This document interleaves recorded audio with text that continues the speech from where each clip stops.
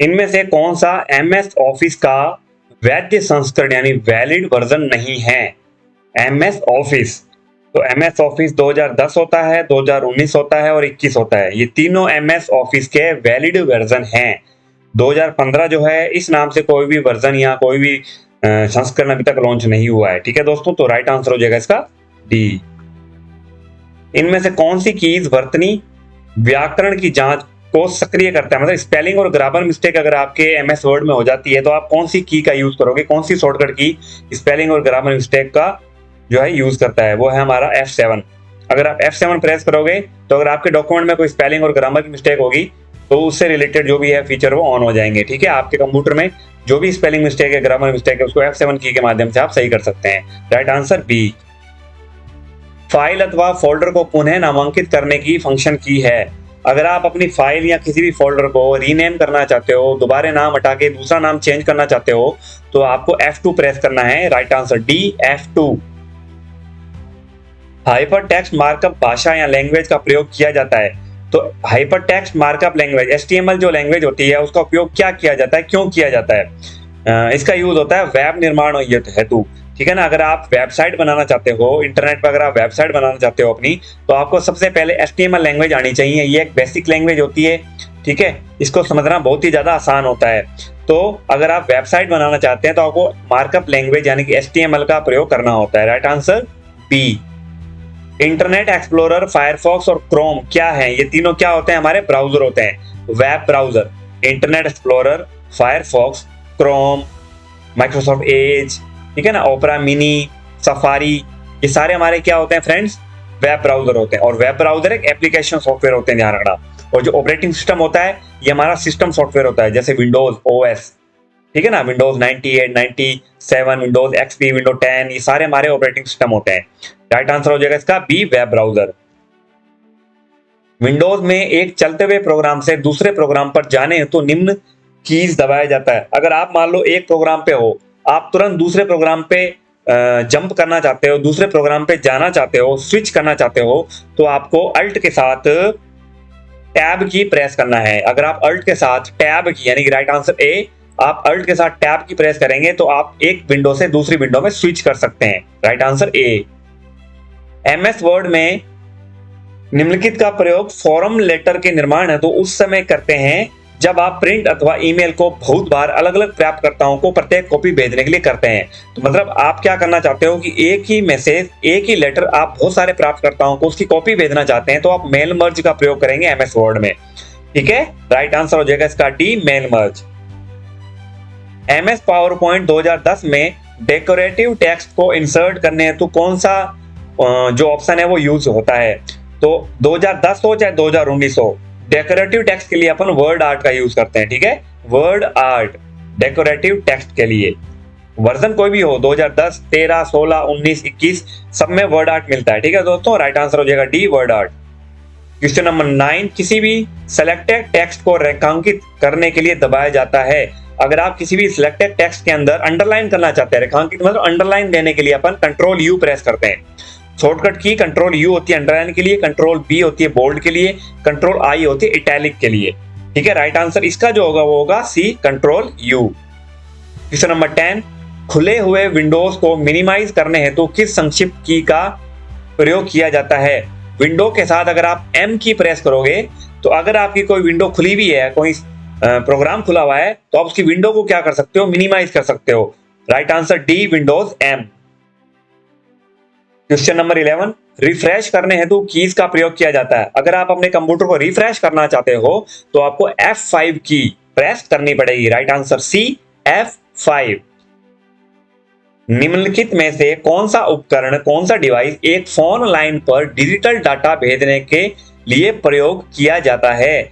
अगर आप अपने कंप्यूटर में फोन लाइन के माध्यम से डिजिटल डाटा भेजना चाहते हैं तो आपको मॉडेम का यूज करना पड़ेगा, यानी मॉड्यूलेशन, डीमॉड्यूलेशन। ठीक है, मॉडेम क्या करता है? एनालॉग सिग्नल को डिजिटल में और डिजिटल को एनालॉग सिग्नल में कन्वर्ट करता है। तो एक तरीके से मॉडेम हमारा इनपुट और आउटपुट दोनों डिवाइस होता है, ध्यान रखना।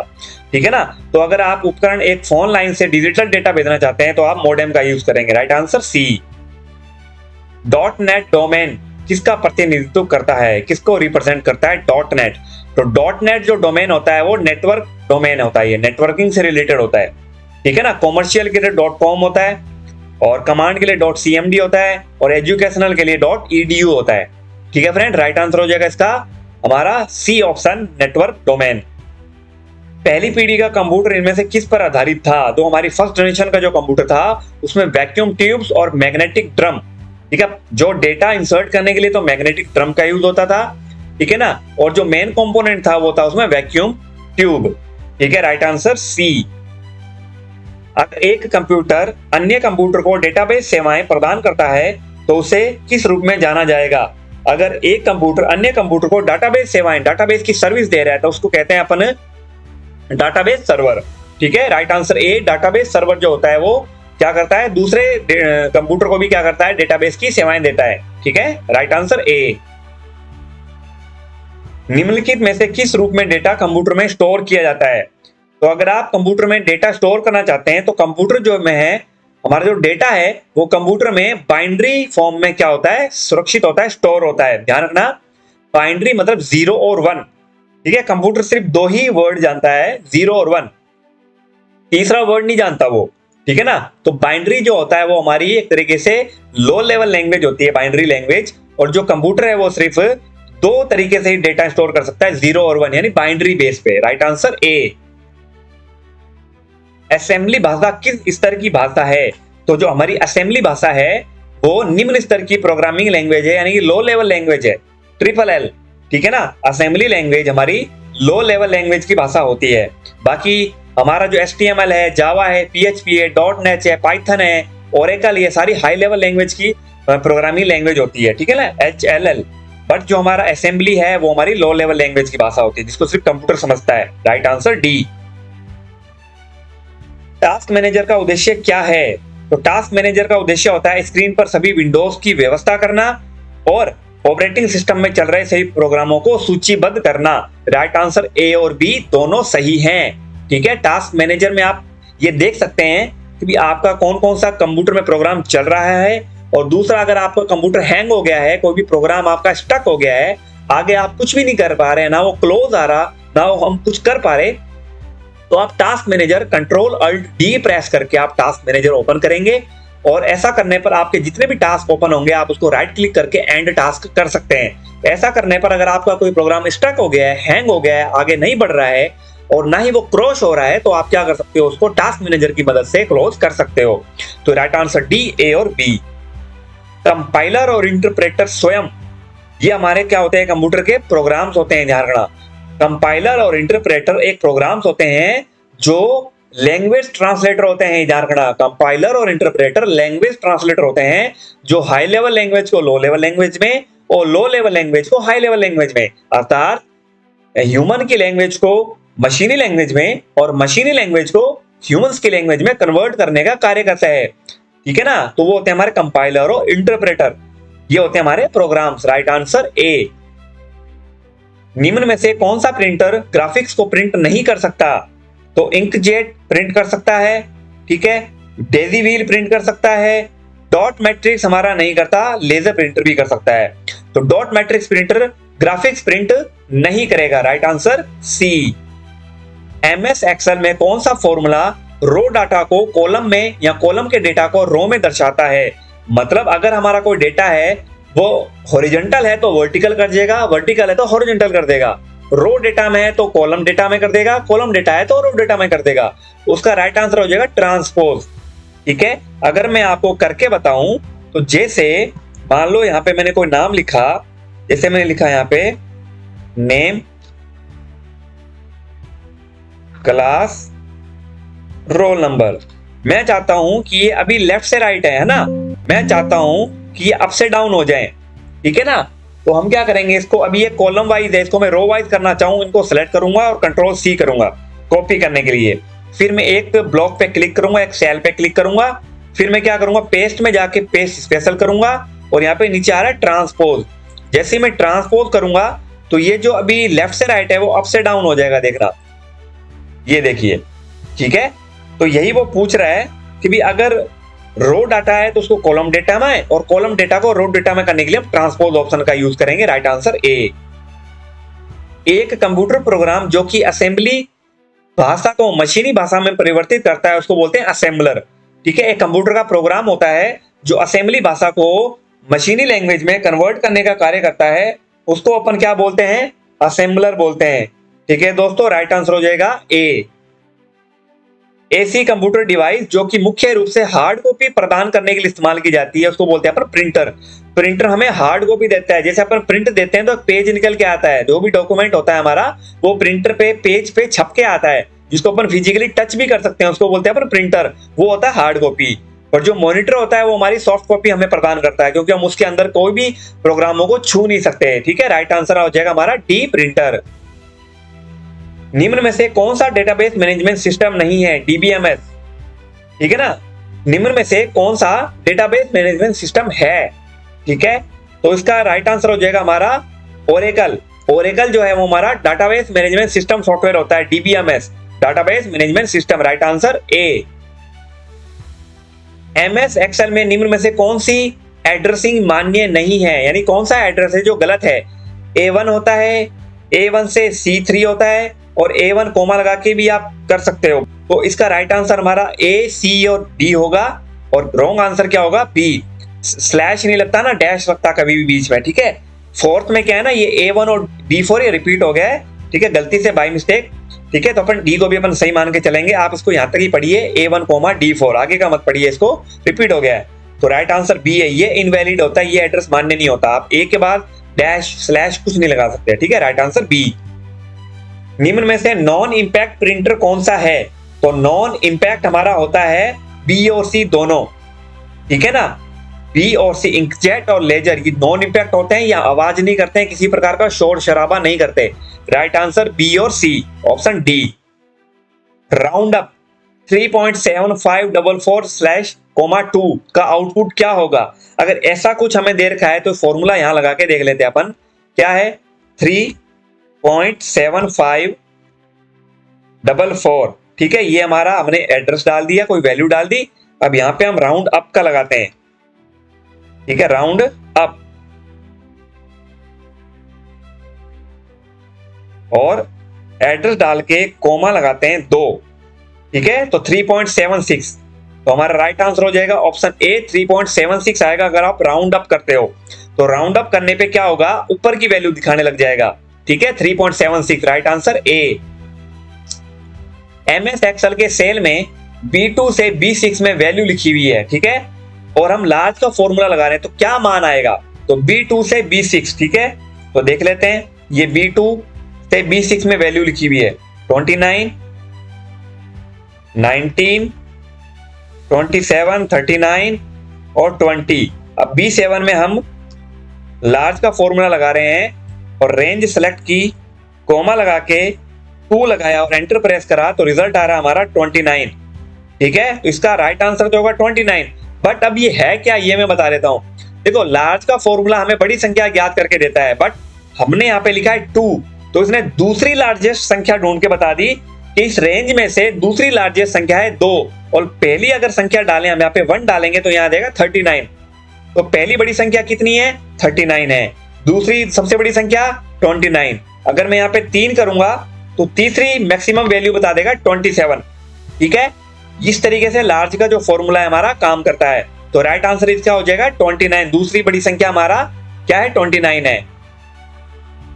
क्वेश्चन नंबर 29, मयंक एक कार्यालय प्रबंधक है, वह दैनिक लेन देन रिपोर्ट टाइप कर रहा है और चयनित पार्ट को कॉपी करना चाहता है। उसे अचानक एहसास हुआ कि माउस काम नहीं कर रहा है। बताइए, माउस का उपयोग किए बिना आप कैसे टेक्स्ट को सिलेक्ट करेंगे? तो अगर आप बिना माउस को यूज किए अगर आप किसी भी टेक्स्ट सिलेक्ट करना चाहते हैं तो आपको शिफ्ट की प्रेस करना है और एरो की प्रेस करनी है। अगर आप शिफ्ट के साथ राइट एरो प्रेस करेंगे तो टेक्स्ट राइट साइड जाएगा, और अगर आप लेफ्ट एरो दबाएंगे तो लेफ्ट साइड में जाएगा। ठीक है, राइट आंसर क्या हो जाएगा हमारा? ऑप्शन डी, शिफ्ट को दबाते हुए एरो की का प्रयोग करके।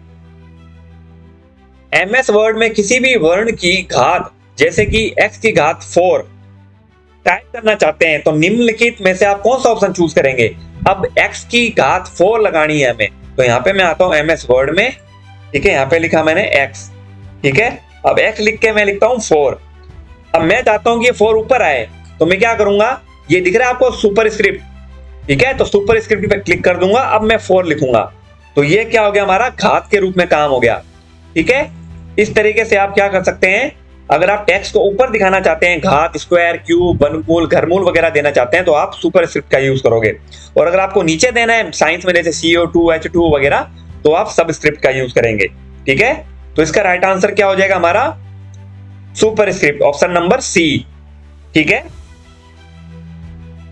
Next question number 31, MS Word में आप जब एक पैराग्राफ इंडेंट करते हैं तो आप, मतलब जब अपन MS वर्ड में किसी भी पैराग्राफ को इंडेंट करते हैं, इंडेंट करने से क्या होता है, आउटलाइन के संबंध में टेक्स्ट पुश करते हैं, ट्रिम के संबंध में टेक्स्ट पुश करते हैं, मार्जिन के संबंध में टेक्स्ट को पुश करते हैं, या ब्लीड के संबंध में टेक्स्ट को पुश करते हैं। तो इंडेंट का मतलब होता है मार्जिन के संबंध में टेक्स्ट को पुश करना। फॉर एग्जाम्पल, अब जैसे यही मेरे पास मान लो ये टेक्स्ट है, मैं यहाँ पे देखो ये इंक्रीज इंडेंट को अगर मैं बढ़ा रहा हूं, तो यहाँ क्या हो रहा है, टेक्स्ट हमारा आगे की तरफ पुश हो रहा है, राइट साइड में, है ना। तो यही वो कहना चाह रहा है कि अगर आप इंडेंट का यूज करते हैं तो आगे की ओर क्या होता है, वो टेक्स्ट हमारा पुश हो जाता है। तो राइट आंसर हमारा क्या हो जाएगा, सी, मार्जिन के संबंध में टेक्स्ट को पुश करना, राइट आंसर सी। आपके कंप्यूटर में विभिन्न नेटवर्क कनेक्शनों को सेट करने के लिए आप कंप्यूटर में निम्न में से किस ऑप्शन का प्रयोग करेंगे। अगर आपको अपने कंप्यूटर में बहुत सारे नेटवर्क कनेक्ट करने हैं, विभिन्न प्रकार के नेटवर्क कनेक्शन को सेट करना है, तो आप नेटवर्क तथा शेयरिंग सेंटर, ऑप्शन ए को सेलेक्ट करेंगे, ठीक है। राइट आंसर नेटवर्क तथा शेयरिंग सेंटर। इंटरनेट पर फाइलों के आदान प्रदान के लिए निम्न में से किसका उपयोग किया जाता है। इंटरनेट पर अगर हमें कोई फाइल हम ट्रांसफर करते हैं, ठीक है ना, आदान प्रदान करते हैं, इंपोर्ट एक्सपोर्ट करते हैं, ट्रांसफर करते हैं, तो कौन सा प्रोटोकॉल यूज होता है, तो वो प्रोटोकॉल होता है हमारा file transfer protocol, FTP। Internet पर जितनी भी फाइलें होती है हमारी फाइल ट्रांसफर प्रोटोकॉल के माध्यम से क्या होती है, ट्रांसफर होती है, ठीक है। Right answer C. एक कंप्यूटर बूट नहीं हो सकता यदि उसमें नहीं हो, अगर हमारे कंप्यूटर में ऑपरेटिंग सिस्टम नहीं होगा तो हमारा कंप्यूटर बूट नहीं होगा, राइट आंसर सी। मेन हमारा ऑपरेटिंग सिस्टम होता है, उसी से हमारा कंप्यूटर बूट होता है, ठीक है। कौन से फाइल एक्सटेंशन केवल ग्राफिकल फाइल को बताता है, मतलब कौन सा फाइल एक्सटेंशन केवल ग्राफिक्स को बताता है, तो बिटमैप और GIF, ये दोनों हमारे ग्राफिक्स से रिलेटेड होते हैं, टेक्स्ट ग्राफिक्स से रिलेटेड नहीं होता, ठीक है ना। राइट आंसर ए, BMP मतलब बिटमैप फाइल, और GIF मतलब होता है हमारा ग्राफिकल फाइल, जिसमें मूव होती है पिक्चर वगैरह हल्की सी, ठीक है ना, वो होता है राइट आंसर हमारा ए। निम्न में से कौन सा माइक्रो कंप्यूटर का एक उदाहरण है, नोटबुक, PDA, डेस्कटॉप, ये तीनों हमारे माइक्रो कंप्यूटर का उदाहरण होते हैं, राइट आंसर डी हो जाएगा, ठीक है। मान लीजिए कि C ड्राइव का नाम है फोल्डर 1, ड्राइव C पर उच्च स्तरीय फोल्डर, मतलब कि मेन फोल्डर फोल्डर 2 है, और फोल्डर 2 के अंदर फोल्डर 1 सब फोल्डर है, तो फोल्डर 2 में से उपस्थित फाइल test.jpg के लिए मान्य फाइल पाथ, यानी फाइल पाथ क्या होगा। जैसे कि भाई हम C ड्राइव में है, ठीक है, C ड्राइव में एक मेन फोल्डर है जिसका नाम है फोल्डर 1, और उस फोल्डर 1 के अंदर एक फोल्डर है जिसको अपन नाम दे रखा है फोल्डर 2, ठीक है।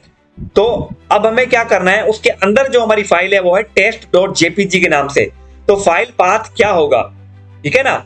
जैसे मैं अगर एग्जांपल के तौर पे आपको बताऊं, C ड्राइव में अगर हम आ जाते हैं, यहाँ पे मैंने एक फोल्डर बनाया है, ठीक है, इसका नाम दे दिया मैंने फोल्डर 1। अब फोल्डर 1 के अंदर हमारा जो दूसरा फोल्डर है उसका मैंने नाम दे दिया फोल्डर 2। अब इसके अंदर एक फाइल है, वो है हमारी कौन सी, test.jpg के नाम से, ठीक है, इसको भी मैं एक फोल्डर के नाम से दे देता हूं, test.jpg, ठीक है, test.jpg। तो अब हमें बताना है कि भाई ये जो फाइल का फोल्डर है उसका एक्सटेंशन क्या होगा, पाथ क्या होगा, वो हमें बताना है। तो देखो पाथ क्या है इसका, यहाँ पे दे रखा है, देखो यहाँ पे C फोल्डर 1 फोल्डर 2, ठीक है, तो C फोल्डर 1 फोल्डर 2, और ये आ जाएगा test.jpg, राइट आंसर C हो जाएगा इसका, सॉरी राइट आंसर B हो जाएगा, ठीक है। राइट आंसर क्या होगा, B। फोल्डर C के अंदर, ड्राइव C के अंदर फोल्डर 1 है, फोल्डर 1 के अंदर सब फोल्डर फोल्डर 2 है, उसके अंदर एक फाइल है जिसका नाम है test.jpg, तो राइट आंसर B हो जाएगा, ठीक है। कार्ट्रिज सबसे जुड़ा है, कार्ट्रिज जो है, कार्ट्रिज वो किससे जुड़ा है, ठीक है, तो कार्टेज होता है वो हमारा शब्द किससे जुड़ा होता है, वो होता है हमारा प्रिंटर से जुड़ा हुआ, क्योंकि प्रिंटर में कार्ट्रेज डलती है, ठीक है, जिसमें शाई वगैरह होती है, उसको बोलते हैं अपन कार्ट्रेज। राइट आंसर सी, ठीक है। क्वेश्चन नंबर 39, एमएस एक्सेल में इस्तेमाल फंक्शन अक्सर टेक्स्ट स्ट्रिंग के सभी कैरेक्टर को कैपिटल लेटर में परिवर्तित करने के लिए इस्तेमाल किया जाता है। तो राइट आंसर हो जाएगा अपर। अगर आप सारे कैरेक्टर बड़े कैरेक्टर में करना चाहते हो, कैपिटल लेटर में करना चाहते हो, तो आप अपर फॉर्मूला यूज करोगे, ठीक है। कैपिटल नाम से कोई फॉर्मूला नहीं होता, प्रॉपर का काम होता है पहला शब्द बड़ा करना, ठीक है। अगर प्रॉपर का यूज करोगे तो सारे कैरेक्टर में पहला शब्द बड़ा होगा, अगर आप लोअर का यूज करोगे तो सारे कैरेक्टर छोटे हो जाएंगे। बट अगर आपको सारे कैरेक्टर बड़े करने हैं तो आप अपर का फॉर्मूला यूज करोगे। Right answer D. Question number 40, B2, B3 और B4 कक्षों में सेल्स में क्रमशः अंग्रेजी, गणित और विज्ञान के अंक अंकित हैं। प्रत्येक विषय के अधिकतम अंक 100 हैं। तब एमएस एक्सेल में प्रतिशत की गणना करने के लिए फॉर्मूला कौन सा है? तो उसके लिए एक तो है बराबर सम, ब्रैकेट स्टार्ट B2 से B4 दे देंगे, फिर बट्टे में 300 लिख देंगे और मल्टीप्लाई कर देंगे 100 से। एक तो ये सही है। ऑप्शन सेकंड गलत है, क्योंकि हमें जब भी मल्टीप्लाई करना है तो मल्टीप्लाई तो 100 हो जाएगा, बट डिवाइड हम करेंगे 300 से, ठीक है। राइट आंसर हमारा क्या हो जाएगा? एक तो ए और राइट आंसर सी। इसमें भी देखो डिवाइडेड बाय 300 दे रखा है। फॉर्मूला ये भी सही है, फॉर्मूला ए भी सही है, तो राइट आंसर ऑप्शन डी, दो विकल्प ए और सी दोनों सही है हमारे। 41 नंबर क्वेश्चन, सही विकल्प बताना है। ओएमआर इनपुट डिवाइस का एक उदाहरण है और हार्ड डिस्क दोनों इनपुट और आउटपुट डिवाइस का उदाहरण है। तो देखो ओएमआर जो होता है हमारा इनपुट डिवाइस होता है, ये तो राइट है, पर हार्ड डिस्क हमारा इनपुट और आउटपुट डिवाइस नहीं होता, ये हमारा स्टोरेज डिवाइस होता है। तो वक्तव्य 2 हमारा गलत हो गया। तो इन चारों में से हमारा क्या है? वक्तव्य 1 सही है और वक्तव्य 2 गलत है। ऑप्शन नंबर सी। पैराग्राफ को बाएं दाएं और दोनों मार्जिन से दूर ले जाने के लिए संदर्भित है, मतलब दाएं और बाएं या दोनों मार्जिन अगर हमें सेट करने हैं तो हम क्या यूज करेंगे? इंडेंटिंग करेंगे, ठीक है ना, इंडेंटिंग, ठीक है ना। अगर आपको बाएं और दाएं दोनों पैराग्राफ मार्जिन को सेट करना है तो आप क्या करोगे? इंडेंट ऑप्शन का यूज करोगे, ठीक है। राइट आंसर हो जाएगा हमारा ऑप्शन ए। जब आप अधूरा ईमेल बंद करते हैं तो ईमेल आमतौर पर सेव होता है ड्राफ्ट में, ठीक है। अगर आपने कोई मेल करना था पर आपने अभी नहीं किया, यूं ही बंद कर दिया तो ड्राफ्ट में चला जाएगा। Right answer D. ट्रैश में तो डिलीट हुई फाइलें जाती है। जंक में, जंक और स्पैम एक ही मैसेज, एक ही चीज होता है। जंक में और स्पैम में तो जो अनचाहे मैसेज होते हैं वो आते हैं, ठीक है। यदि आपने गलती से किसी स्लाइड को डिलीट कर दिया है तो आप निम्न कुंजी का यूज करके या अंडू बटन का क्लिक करके डिलीट की हुई फाइल वापस प्राप्त कर सकते हैं। तो अगर आपने कोई गलती से स्लाइड डिलीट कर दी है तो आप कंट्रोल Z की प्रेस करेंगे। कंट्रोल Z करना मतलब अंडू हो जाता है, कंट्रोल Y मतलब रीडू, ठीक है। अंडू से क्या होता है? डिलीट करी हुई फाइल वापस आ जाएगी। ऑप्शन सी राइट हो जाएगा। एमएस एक्सेल 2010 में एक संख्यात्मक मान को लेबल मान के रूप में माना जाता है यदि इसमें पहले लगा हो, तो इसमें राइट आंसर हो जाएगा ऑप्शन बी, अपोस्ट्रोफे, ठीक है ना। अपोस्ट्रोफे से क्या होगा? अगर कोई न्यूमेरिकल वैल्यू है, अगर आप उससे पहले अपोस्ट्रोफे लगा देते हो तो वो एक क्या हो जाती है? अपोस्ट्रोफे लगाने पे लेबल मान, यानी कि एक टेक्स्ट वैल्यू काउंट की जाती है वो, ठीक है ना। जैसे अगर मैं आपको एग्जांपल के तौर पे समझाऊं, जैसे मान लो अपन यहाँ पे लिखना चाहते हैं 0001, तो अगर मैं लिखूंगा तो बाकी का आगे के जीरो सारे हट गए, ठीक है ना। तो मेरे को क्या करना है? अगर 0 लगाना है तो पहले मैं अपोस्ट्रोफे लगाऊंगा, फिर 00 लिख सकता हूं कितना भी, फिर वो मान हमारा क्या हो जाएगा? इस तरीके से ये न्यूमेरिकल ना होके अल्फाबेटिकल वैल्यू बन जाती है ये, ठीक है ना। तो इसका जो राइट आंसर है वो हमारा है बी, अपोस्ट्रोफे, ठीक है ना। अकाउंट एक विशेष अकाउंट है जिनका इस्तेमाल विंडोज 10 में सिस्टम सेटिंग या अन्य लोगों के अकाउंट में कुछ बदलाव करने के लिए किया जाता है। Option A, administrator. अगर आपको कोई यूनिक या कोई सिस्टम से रिलेटेड कोई चीजें आपको एक्सेप्ट करवानी है, किसी अन्य अकाउंट को अगर आप पे बदलाव करना है, कोई विशेष अकाउंट में अगर आपको कोई चेंजेस करने हैं, तो आप उसका एडमिनिस्ट्रेटर राइट लेना आपको अनिवार्य होता है, ठीक है ना। बहुत से फंक्शन, बहुत से प्रोग्राम विंडोज 10, विंडोज 11 में ऑपरेटिंग सिस्टम ऐसे होते हैं जिसकी आपको अनुमति लेनी पड़ती है एडमिनिस्ट्रेटर की, तो वो एक ऑप्शन रिफ्लेक्ट करता है एडमिनिस्ट्रेटर राइट के लिए, ठीक है ना। तो राइट आंसर ए हो जाएगा। क्वेश्चन नंबर 47, डॉक्यूमेंट में सभी परिवर्तनों की निगरानी करने के लिए एमएस वर्ड 2019 में कौन से फीचर का उपयोग करता है? तो ट्रैक चेंजेस क्या करेगा? आपके जो भी आप डॉक्यूमेंट में चेंजेस कर रहे हो उसके परिवर्तनों की निगरानी करेगा, ठीक है। राइट आंसर ए। 48, MS वर्ड 2019 में डॉक्यूमेंट्स को सेव करते समय कौन सा कैरेक्टर फाइल नेम शामिल नहीं किया जा सकता? देखो MS वर्ड 2019 हो, 2010 हो, कोई भी हो, उसमें आप पर्सनवाचक चिन्ह नहीं लगा सकते। बाकी आप अल्फा न्यूमेरिकल लिख सकते हो, डॉट लगा सकते हो, स्पेस दे सकते हो, कोमा लगा सकते हो, बट आप पर्सनवाचक चिन्ह नहीं लगा सकते। वो जो आपका फाइल है वो सेव ही नहीं होगी, पहली बात तो, ठीक है ना।